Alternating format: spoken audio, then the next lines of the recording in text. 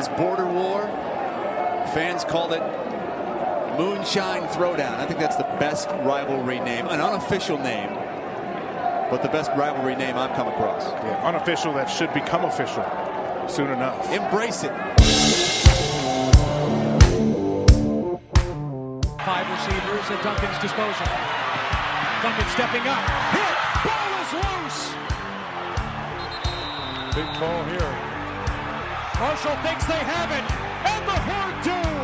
Here's the kickoff from Amaretto Curry to the Hilltoppers, and we are underway, and a fake reverse on the kick return. And here comes Townsend down the left sideline. What a way to start it for Western Kentucky on the road, and it is an opening touchdown return, and just like that, the Hilltoppers strike first. Justin Rohrwasser to try to win it for Marshall from 53 yards out. It's got the leg. It is good! And the perfect season continues for Justin Rohrwasser. Go for 2. Going for the win. Western Kentucky going for the victory. Rolling to his right, quick strike, and they did it!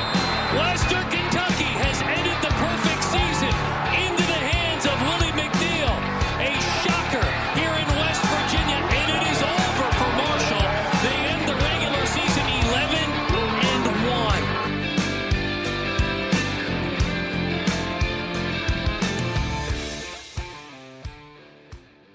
Welcome back to the Moonshine Throwdown podcast. It is season 6. I can't believe we've been doing this podcast for that many years already. I remember I read long ago, Trace, that if you could get 50 episodes under your belt, you were more likely to stick with it than not. And I think we eclipsed that a long time ago. So I got Trace with me. Steven and I are going to do a separate Western Kentucky Hilltoppers episode later. But we're talking spring ball today. We're talking spring everything from the Charles Huff beginning up till now. We've got a special guest with us today to talk Herd stuff who was at the spring game, who's been following the Herd a little bit more closely. And that's a name that's familiar to a lot of you listeners, I'm sure. Tom Bragg, local legend, sports guy, everything.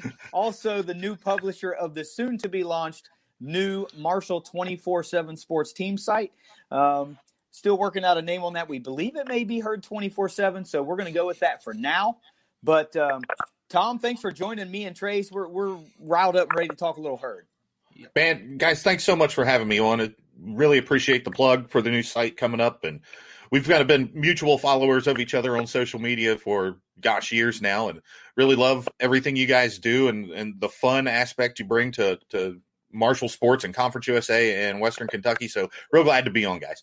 Awesome. I'm super pumped to have you. I wish we could have done this before, but it was just my laziness that I didn't reach out. Like I said, I didn't feel the timing was right. You did a lot of WVU stuff, and that just that goes over like a fart in church.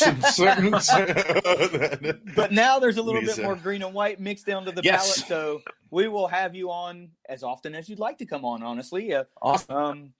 But let's talk about the Herd. We're under a new era now. We've got Charles Huff in town. He's been in town. The staff has been completed. We've delved into a little bit of recruiting from these guys. We're seeing a little bit of what they're bringing to the table. So, what do you see out of Charles Huff that's different from the previous regime that is really starting to rub you the right way, Tom? We'll start with you. It seems like the guys are buying in. We, as we record this, got to talk to a couple of players today for the first time, really, since Charles Huff has been there. And even they kind of mentioned it. It was Grant Wells and Nazi Johnson was there. I'm still learning the rosters, guys. We're in the very early stages of learning 100 new names and forgetting the 100 old names I used to know. So bear with me on that. But, it was kind of mentioned that, at first it was drastically different just from I don't want to do this to sound bad on the previous regime, but the attention to detail, things like having your shirt tails tucked in at practice, or something that was mentioned was just the way that they practice. There's no standing around now. Before, it might be a case where the ones are taking on the ones for the offense and defense, so the twos are standing on the sidelines and watching, waiting for their turn. Well, now the twos have something else that they're actively doing at that moment, or it's the ones versus the twos. And you kind of get the idea there. They seem more dialed in, more, like I said, attention to detail, more dialed in. It's a much more regimented everything. It is kind of the feeling that I get right now. And it's early to tell if that's going to pay off or not. We'll see, but it seems like the guys have bought in, and that's the big first hurdle anytime a new coach is coming in, is getting the guys that are there to buy in. And it seems like he's on the path there. Yeah, I mean, we thought, man, will we see a lot of transfers because of everybody getting an extra year of eligibility, a new coach, or guys just like, man, I don't want to do this again. And by and large, we really haven't seen that. Marshall has weathered the storm pretty well, aside from a few guys that decided to turn pro, which we kind of thought would happen. Yeah. But most everybody decided to come back. We didn't really see too many guys depart. So I think you're right. They're buying in. Trace, what do you think about Charles Huff and what we've seen? Just from the social media aspect alone, we night and day from the previous regime, really. But what are your thoughts for Huff from now, or from then up until now? Oh man, I agree with everything Tom said there, 100%. I mean, as far as all that goes, I totally agree. But the thing that I think really stands out the most, the biggest change that I've seen in the first 3 to 4 months that Huff's been here compared to the last 3 to 4 years or better, is one simple word: energy. Energy. There's energy back in the program that hasn't been here in a long time. I mean, it's not to say that things, not to say that it wasn't energized before. It's always going to be energized when you're a Marshall fan, but it just seemed different. It just seemed like things, I mean, I feel like fans have stale. Would stale be a good word there? It just felt so. a little stale. Not good, not bad, just kind of indifferent in the middle. Yeah. Yes. The word I was going to say was stagnant, actually. I feel like that's kind of how it had been the last few years. Like they'd kind of just been coasting. And now there's a definite fire back. I mean, it's like you said, Katie. I mean, the social media thing is huge. I mean, Doc, even the tweets that Doc sent, I don't really think he actually sent the tweets. So, I mean, I don't know. Huff's he's just different. I mean, he's in his upper 30s, Doc's in his low 60s. I mean, it's just a totally different, it's a change of everything. And I think that that's really what the program needed, was just that swift kick in the pants. And Huff's bringing it, and then some. I mean, the staff's energetic as all get out. They're recruiting like no other right now, really. I mean, they're constantly, there's just their recruiting game is just insane right now. Every time you're on Twitter, you see somebody's been offered by Marshall. So it's just a total change. It's a total flip flop from what it has been, and that's what the program needed. I mean, it's not to say that Doc. I mean, it's never to say that Doc was a bad coach, because he was a good coach. It's just things had gotten stale, had gotten stagnant, and I think they really needed to change it up. And now I think they have. I mean, really, I think they have the diamond in the rough that could end up being like a major, college football head coach one day. And I think this guy's going to really do great things at Marshall. He's already in the community with the program, the energy, with the fans. I mean, he's absolutely hit grand slam after grand slam, and it's great to see. Yeah, you can tell that he's a younger guy that's built for the social media age, and everything that goes around. He kind of gets that. He's embraced it and sees it as a tool rather than a distraction. And you can also tell that, it's a first time. Flashback to 2010. Doc was just as hungry when it was his first head coaching gig. He had something to prove, and just as Huff has something to prove. And he's in the fortunate seat right now that he's an undefeated coach, right? There's no better seat to have, right? He's an undefeated coach. So we're still in the honeymoon phases, so to speak. And, we'll see how fast things change once those, if those head-scratching game day calls lead to, a close loss or a heartbreaking loss or something like that. But for right now, Herd fans are enjoying this breath of fresh air. They're enjoying the energy.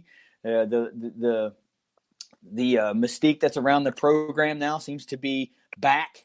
So let's move in a little bit to the spring game. I wasn't there. This culmination of spring ball. Tom, I know you were there. Trace was out of town. So it's another big reason this has seemed like good timing to get you on the show. You had eyes on the product on the field, and what has been basically a pseudo-secretive spring. I mean, COVID lends to that, but it's just been kind of a pseudo-secretive spring. So what were some of the things that you saw versus some of the things you've seen in previous years? What's different? What stood out to you? And then we'll talk about some particulars. I think the thing that really jumped off of the field at me is that the run game has a lot of work to do right now. Now, some of that can be attributed to attrition. Obviously, you lose a guy like Brendan Knox, you're going to have some ground to make up there.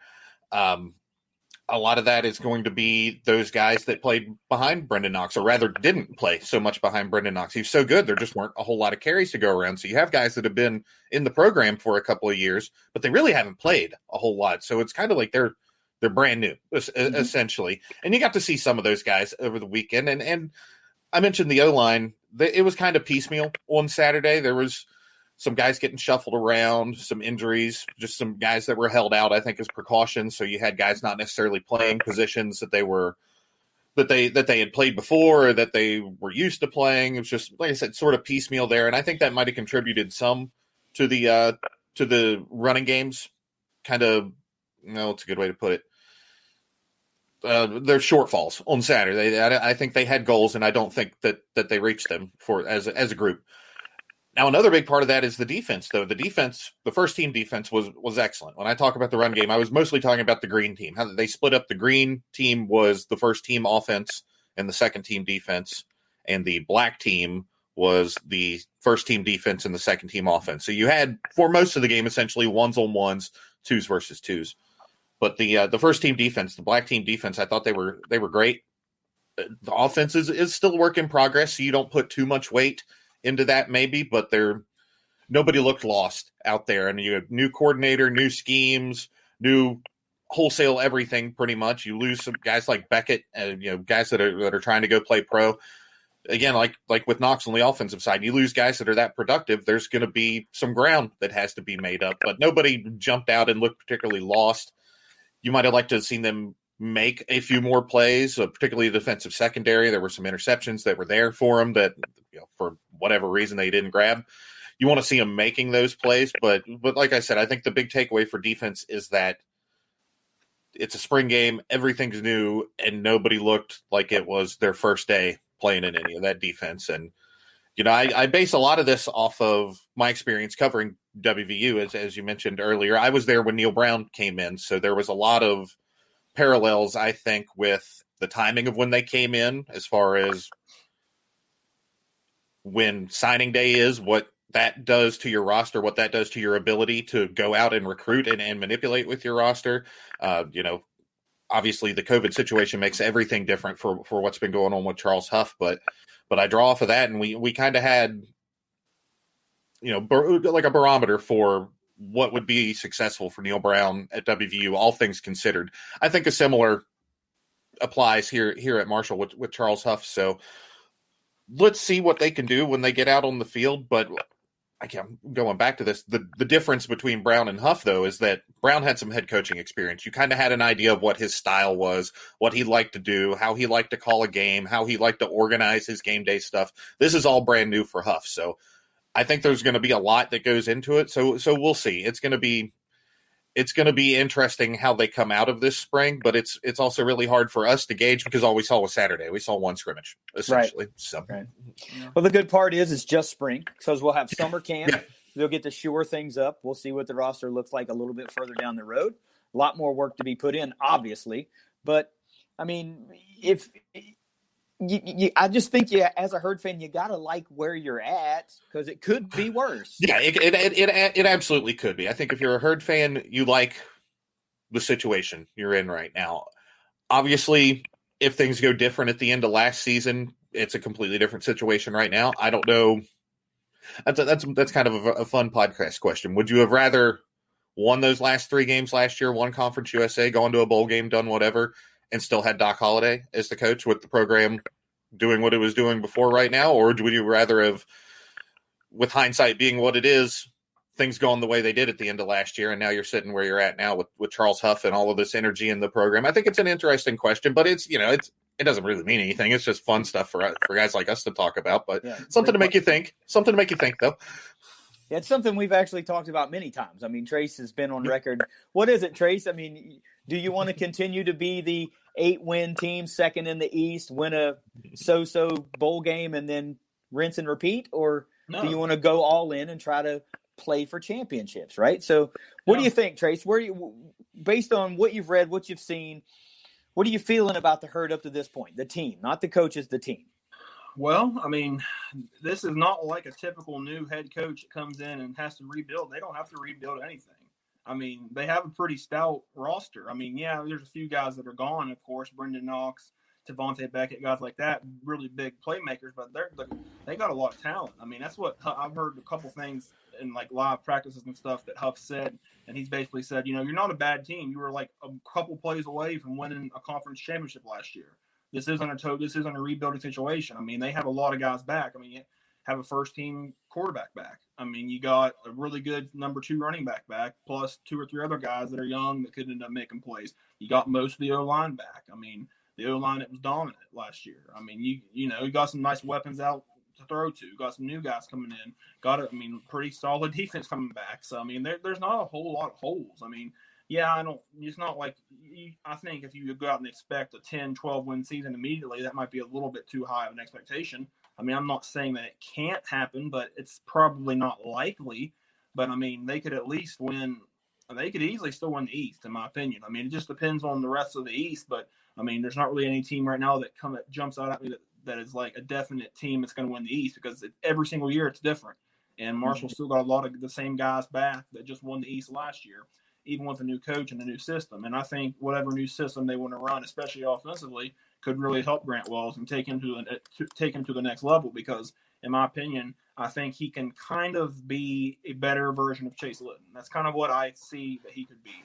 I mean, really talented kid, and I think, he obviously had some growing pains at times last year, but he was spectacular a lot of the year. So if you give him a better system, I know Huff has said he wants to kind of run I think he's even said that kind of wants to run an Alabama-like offense, because he's obviously been there and he knows what they run and stuff. So, and it's going to be a lot of tempo, I'm sure. But, I mean, I'd like to see more of that. I mean, and Marshall's had success with that in the past with Rakeem Cato and guys like that. So, I mean, I think they're in a good situation. I mean, there's no denying that they can make a splash in year one. I mean, I don't know, if they're going to win the conference immediately, but that'd be pretty awesome. But I mean, it seems like that they definitely are in a position to win quick. It always seems like no matter who we're talking about, it comes down to a 3-team, the usual suspects in the East, right? It's been Marshall, Florida Atlantic, and give or take one other team, right? Sometimes it's Western Kentucky, sometimes it's Florida International creeping around. Could Charlotte finally get over the hump? We don't know, but you can't look there and say, well, Marshall's got a lot of work to do in the East. They really don't. I mean, no. If they're not the best team in the East, they're one of the best 2 or 3 teams in the East. So yeah, they're in the mix for sure. Old Dominion hasn't even played a game in over a year. So I mean, how good are they going to? Their poor head coach got hired and couldn't even play a game in his first year. So let's talk about some individual performances from the spring game, though. Let's get the fan base some names, some people to perk up on. I mean, we know some of the usual suspects from last year. We know the Sheldon Evanses. We know the Knowledge McDaniels that had flashes of brilliance last year. We know the Talik Keatons, and if Brock Thompson is back healthy, we know what he's going to bring. Guys like Gilmore. But let's talk about some guys. It can be those guys too, but there's got to be some other names for people to perk up on and go, okay, well, maybe I need to pay attention to that guy. So, Tom, who would you say in the, you said the offense needed a little work. It left a little bit to be desired. But who would you say gave you the best overall offensive performance from the spring game? I think it was probably receiver. Shadid Ahmed caught 5 passes for 124 yards, 2 touchdowns, had a long of 41, I think it was, 42 yards. Just what you wanted to see out of the young receiver, some consistency, and that's something that Huff has preached a lot, is that there's a lot of talent on this team. There's a lot of guys who can make a play, but can they make a play consistently?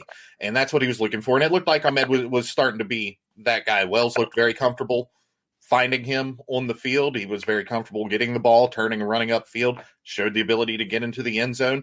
And I mean, we've all followed Marshall for a long time. There is nothing Marshall people love more than chucking it around and high flying offense, receivers that can go up and get it and score touchdowns. And I think he might be one of the guys that emerges as a legitimate target for Wells.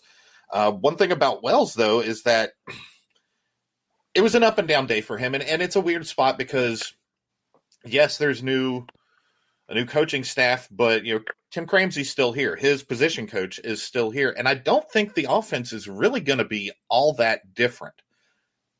When people say that, well, Huff is going to come in and make it more like Alabama. Well, Alabama, for all they didn't throw it around as much as Marshall did last year. If you go and look at the numbers, Marshall, particularly big plays. Yeah, I think Alabama might have had more where they played more games, but if you break it down per game, Marshall had, I think, top 10 in the country and 20-plus yard plays for touchdowns. So I think it's more of a building on what Marshall had, because Marshall was very good at that particular aspect of the game last year.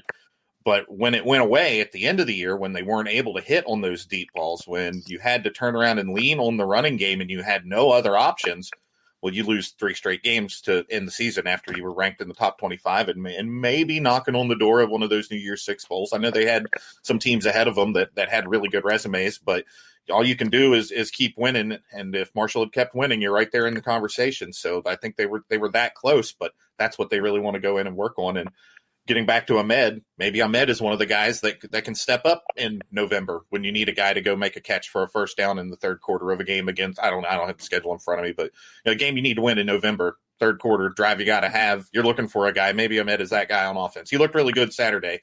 You wonder if maybe it's the spring game curse sort of deal, the guy that comes out in the spring game, you go, who is this guy? I haven't really heard of him, but all of a sudden he's got 5 catches for 2 touchdowns and 124 yards, and then you don't see him ever again. You don't want that to happen with Ahmed. It seemed like Huff had pretty high praise for him after the game, so I figure he'll probably, if he keeps with performances like that, if he can keep it up in practice, I figure that you're going to see more and more of the ball going his way. Well, that's a name I haven't heard of, and I'm sure most of the fan base hasn't either. Mm-hmm. When we talk about guys that we want to see make a leap, Trace, I don't think there's anybody bigger that we talked about more last year than wide receiver Corey Gamage. Right. Like, we started to see that. Like, he could be a real force. So is this the year he finally becomes that force? Gamage had a good catch. He only caught 1 ball Saturday, and the very next play he kind of came up, tweaked his hamstring a little bit, and it didn't seem like anything major. Huff said he'll be fine, but spring game precautionary thing, he came up limp, and they were like, all right, buddy, let's shut it down for the day. You're done. So didn't get to see a whole lot out of him Saturday, but he made a really good play down the field to catch along. Yeah. So how about a defensive guy? Who's the guy out there that, raised your eyebrows, you weren't expecting to see make plays? Again, it's kind of a weird situation because they weren't playing live on the quarterbacks. It was more like a 2-hand touch sort of deal with the quarterbacks. Sure. So some of the tackle for loss and sack numbers might have been blown up a little bit, but defensive tackle Emmanuel Bush, he was in the backfield all day long. Now, whether, in a live game he's able to bring guys down for tackles, we'll see, but it was 2-hand touch in the backfield and he was killing it. He had, I've got it here, it's 6 tackles, 4 of them solo, 2.5 sacks, 3 tackles for a loss, and he was just in the backfield all day, and that's going up against mostly the first team offense. Again, some of those offensive line guys were a little bit out of position, some of them not necessarily playing their natural position, but Emmanuel Bush, very good on Saturday for the defense. Trace, who do you think is the guy that needs to be that defensive presence? Tavante Beckett's gone, bona fide leader of the defense. We know that. So who's that? Who do you think is going to be that guy this year? Who's your gut tell you might be the guy who replaces Beckett? I mean, I'm not even talking about 100 tackles. I'm just talking about the leadership on the field, the making sure everybody's lined up the right way, and, can also make plays. Okay, really stupid question. Is Nazeeh Johnson back? Yeah. Then yes. Yeah. He just interviewed him today. Yeah, we talked to them today. He'll be back. And I think it says a lot about leadership. First time we get to talk to any of the Marshall players, we be in the media, since Charles Huff came here, we got Grant Wells and Nazeeh Johnson, who are the 2 leaders of the team as far as, I would say, Coach Huff, because I think he's the one who kind of decides who gets to talk to us. I think Coach Huff thinks that Grant Wells and Nazeeh Johnson are the 2 leaders of the team right now. Yeah, I think Nazeeh Johnson's just a great player. I mean, I don't know why that slipped my mind. It shouldn't have. But no, I think he's really going to have a huge year. I mean, he just, when I listen to him in interviews and stuff in the past, he seems like he just has that leadership, that leader voice. He just has that tone about him. And like I think he really is going to be kind of like the leader out there on defense. But I mean, it could be a number of different people, because I mean, that's what a lot of people forget or don't necessarily think about, is that Marshall defense was sort of youngish last year. I mean, they had a lot of young guys really play well. I mean, like guys like Abraham Beauplan came out of nowhere, had a really good year. Eli Neal, a lot of guys that, you don't always think about, but like they're back. I mean, yeah, they're losing the best player defensively that they had and the best defensive player in the conference. But I mean, they have a lot of guys on defense that I really am looking forward to seeing. And Nazeeh Johnson, as another year under his belt, I think he's going to have a spectacular year. I mean, he could even be obviously I think he'll be a first team all conference player, because I mean, that just seems like that's his style and that's how he's going to be. But he could easily be maybe he could even sneak in there in Conference USA Defensive Player of the Year, I think, if it works out for him this year. I mean, I think he's going to have a great year. So I would say if there's one bona fide guy that should be the leader on the defense, or that could be, I would say Nazeeh Johnson. I'll give you one more name on that side, because he just seemed like he's been making plays in every game I've seen him play since he was in high school, and the guys really rally around him. Owen Porter, the linebacker, he's a guy that, he might not be the most athletic guy out there among the group of, high-level Division I college football players and linebackers, but that dude just makes plays. Yeah. And like I said, he's been doing it since high school. He almost beat Martinsburg single-handedly in the state title game for Spring Valley once upon a time. Same dude almost started a riot at the wrestling state tournament the night he won a state championship, beat a kid from Parkersburg South, and maybe taunted the crowd a little bit, as he is wont to do. And I thought the roof was going to come off the Big Sandy Arena there in Huntington that night. But he's a guy that, like I said, on Saturday, same thing. You're looking around at who's making plays and who's coming away from the piles. Might not necessarily be getting credited with every tackle, but man, Owen Porter's near the ball a lot, and he's been there a couple of years now. He's played a lot over the last few years. I think some of those younger guys, as they start to look for leaders with, a whole new regime coming in, and a lot of the elder statesmen among the roster sort of starting to file out, I think Porter's going to be another one of those guys like Johnson that the guys are going to look up to. Yeah, it's so crazy that you both of you guys pick out a West Virginia kid, right? Nazeeh Johnson comes out of Martinsburg as a walk-on, and all he's done in the past 4-5 years is become a starter, a virtual all-conference type player, one of the crowd favorites just because of that. Blue collar, go to work, start as a walk-on, I'm earning a spot mentality, and the whole story. And Owen Porter is just a damn dog, man. He is bulldog. I mean, I love what that dude's all about. He is who he is, and I'm here for it. I mean, I don't know what else to say. He leaves it all out on the field. He plays with a lot of emotion. He lets it out, and I love that. I mean, I love that. Yeah, very much so. Yes. Mm-hmm. All right, let's talk about a surprising player. Who was the guy? I mean, if it might have been the wide receiver you mentioned earlier, who came out of really freaking nowhere to go, oh, I'm supplanting myself as a weapon on the 2021 Herd roster.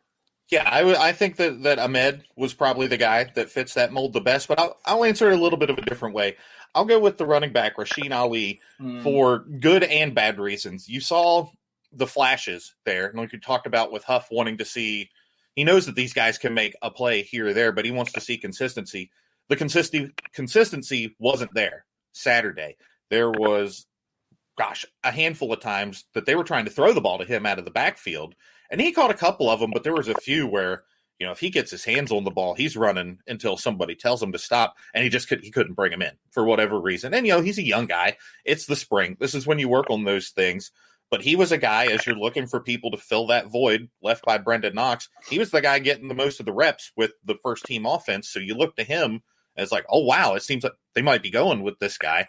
And you could see what they were trying to do with him, but it didn't quite click on Saturday for whatever reason. So maybe we'll get to watch some practices over the summer. Maybe we'll get to watch some practices in the fall, and we'll have a little better idea about how he's practicing, what sort of things they're trying with him. But it seems like he was a guy they were trying to figure things out for on Saturday. And, that's why you do this. Sometimes it doesn't work. You go back to the drawing board and you figure out what does work. I think that might be the case with this guy, but it seems like they're invested in trying to get him the ball right now. Awesome. I mean, it's really nice to be deep at running back, seeing as how. Yeah, and they've got options. You mentioned Knowledge McDaniel. They've got Papillon, too. All those guys we're getting some burn on Saturday, so they've got options there. Yeah. This is a question that I can ask to both of you because it'll come from kind of two different ways. You were there and saw the guys get to play. Trace wasn't there, but he still has this kind of idea of who he wants to see, and that's who do you want to see more of? I got to see a taste of this guy. Now I need to see the full-on dinner portion. Trace, who's that guy for you? That guy for me is Knowledge McDaniel. I mean, my God, that bowl game last year. The more I watched that, the more I watched him run, I just thought this guy might as well be Brendan Knox 2.0. He runs a lot like him. He's physical. I think he could be an absolute superstar. I mean, I don't know at how many, I don't know what position he's going to be in this year as far as how many reps he gets and how many carries he gets. But man, I'm really excited about him. I mean, I remember tweeting it a bunch last year. Just whenever he would get in certain games, in garbage time or whatever, he runs hard. He runs really hard. I don't know, something about him. He just runs different than a lot of the other running backs they have. He's more, north and south. I mean, he seems like he's pretty quick. It seems like he's not afraid to run you over. And it kind of reminds me of Brendan Knox just because Knox never shied away from contact, obviously. So, I mean, I really think McDaniel could be a bona fide start running back at some point. Yeah, it seemed like he was always getting that 5 yards a carry plus. Yeah. And, I mean, obviously, as a Marshall fan, you can't get enough of 5 yards a carry plus. Tom, who's the guy? Who's the guy you got a taste of that you got to see more of? I just got to see more. I got to see more of Grant Wells. They had the playbook so stripped down on Saturday. It was so bare bones that you didn't really get the full Grant Wells experience to see what he's worked on, what's good, what's bad coming out of the freshman year. It's a big leap for a guy who kind of had to battle for the position. I know he as a redshirt freshman, so he had been around, but he hadn't ever played at this level before. Comes in and kind of steps in as the starter pretty much day one when he's eligible.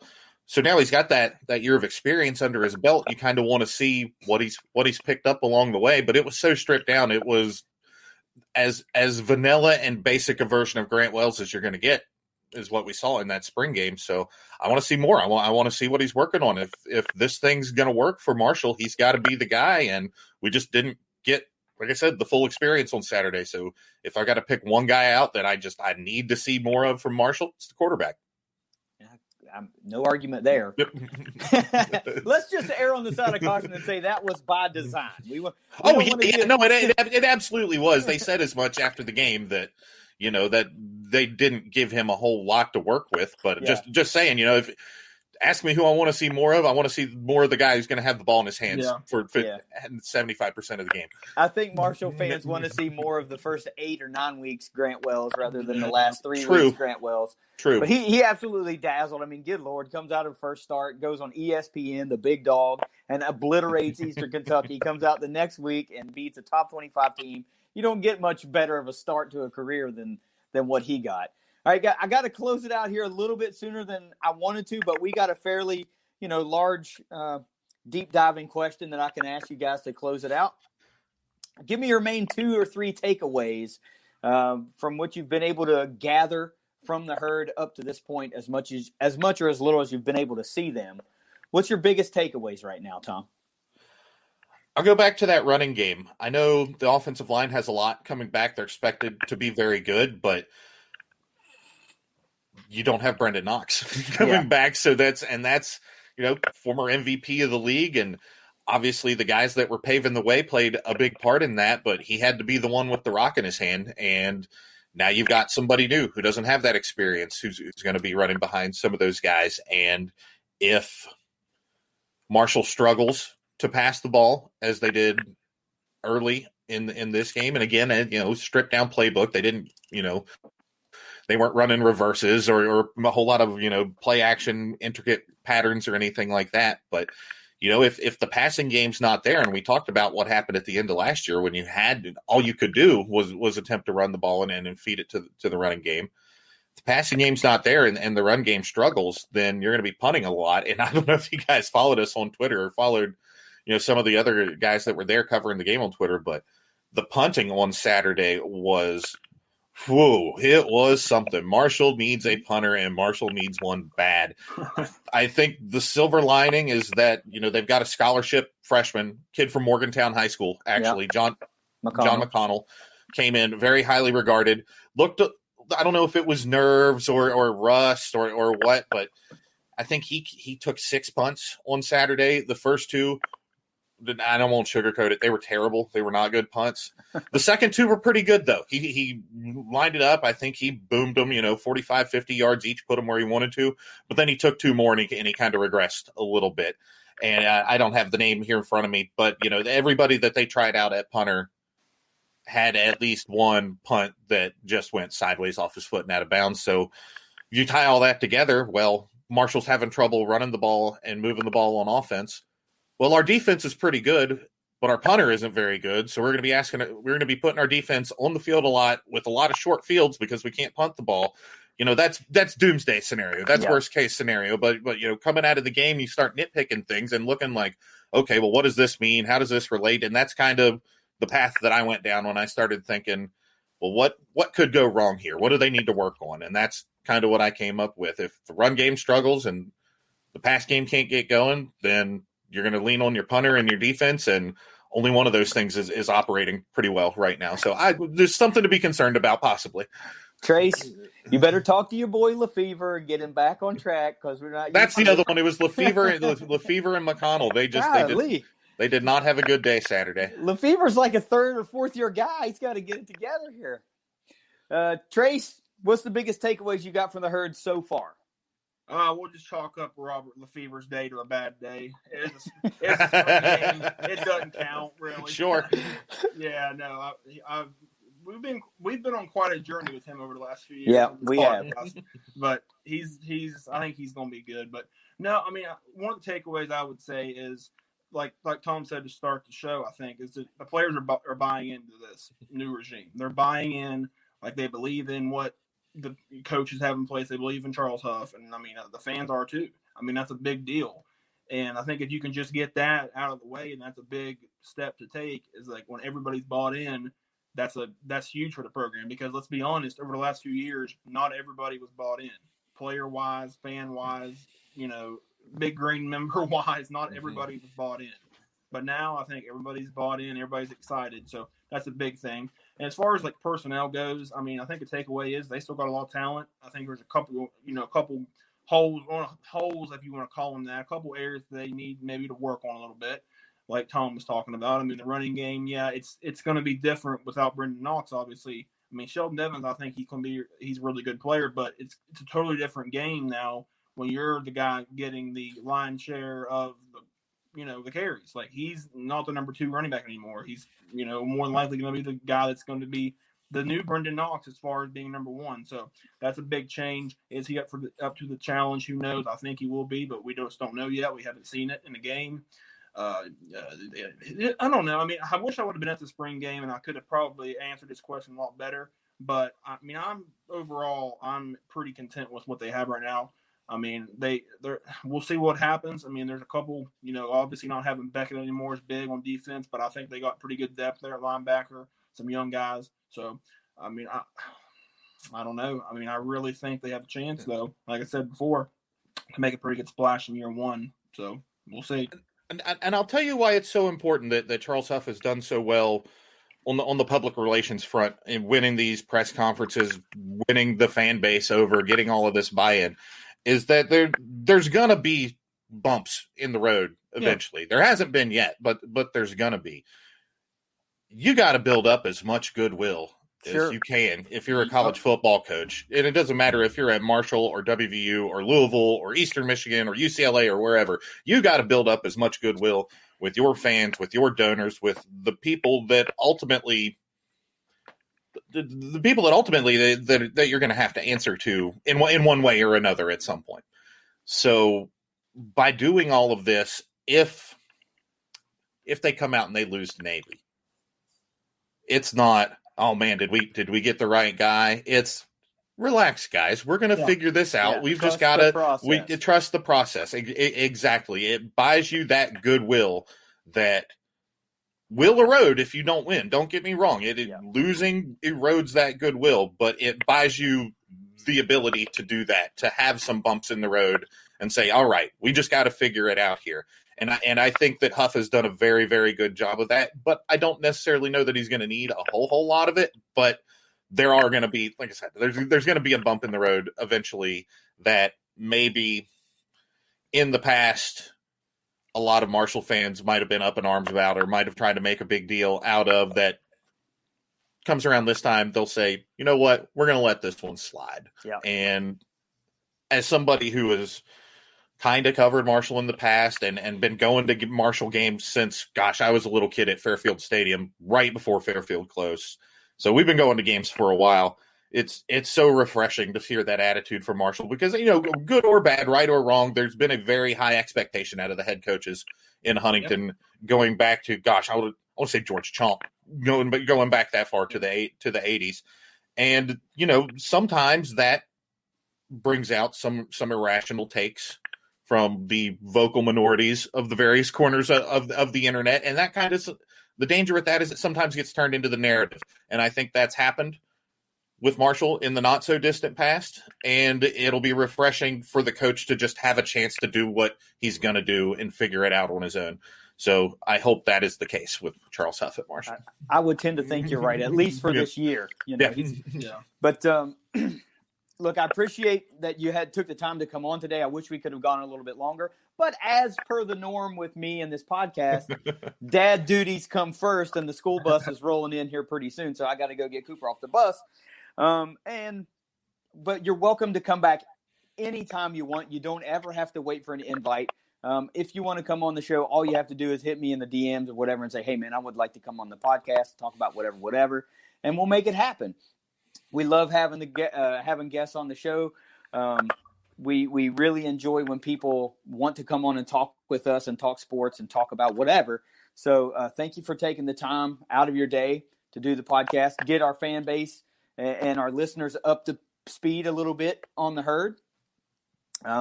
Trace, you got anything you want to say real quick before I close this out and run to the bus stop? Yeah. I wanted to add one more thing about how Huff's done outside of the games of football so far. One thing that I think he has probably hit on better than anything that he's done so far is bringing back former players, getting former players back involved.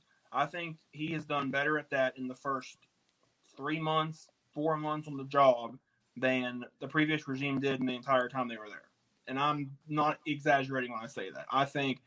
We all have read the stuff in the past where, former players were saying they weren't welcomed and all that type of stuff. Huff literally wants everybody to come back. Like he's trying to bring as many past players, as many, alumni, as much as he can possibly do to get people back involved. And I think that's phenomenal. I think that's just great for the program. He's brought back former players to be on the staff. Bartram, Chapman, a lot of guys. So it's really cool to see that these guys are back. And I think that's another big factor why the fan base is so energetic about everything too. Yeah, nostalgia just sure does have a strong draw. And when you bring guys back like Doug Chapman, Mike Bartram, Ralph Street, Shannon Morrison, that's going to draw a certain sect of the fan base back in. Like, man, I remember when I was a student when Ralph Street was playing, or I was a student when Mike Bartram was there. Yeah, Steve Shulo was at the spring game this weekend. He was, the big guy when I was starting at Marshall. So that was one of the Mac era linemen for Byron Leftwich. I remember yes. quite well. Shulo was a monster. He was a lineman for Leftwich, and then he went to be a lineman for Peyton Manning in the pros for a couple of years. True. So, right. Again, I'm sorry, we'll let you go get your kids. We can do this all day. Again, thanks for joining us, man. We want you back anytime you want to come. Absolutely, guys. I appreciate it so much. We will definitely do this again when we get our site up and running. You can just search for Marshall 24/7, and that'll be us. We'll have some sort of multimedia podcast video element. We haven't really hashed out all the details on that. But once we get up and running, we'll have something like that. And I'd love to bring you guys on when we get that going. You just say when, and I'll be there. Absolutely, guys. Thanks so much for having me on, fellas. This was fun. Appreciate it. All right, until next time, we'll see you next week when me and Steven come back and we'll do the same kind of thing with the Western Kentucky Hilltoppers in their spring game. Because, look, the Tops absolutely dominated the transfer portal. So we'll fill you in on all that. Until next time, Trace, take us out. Go Herds. Go Tops. It's the Moonshine Throwdown Podcast. Later.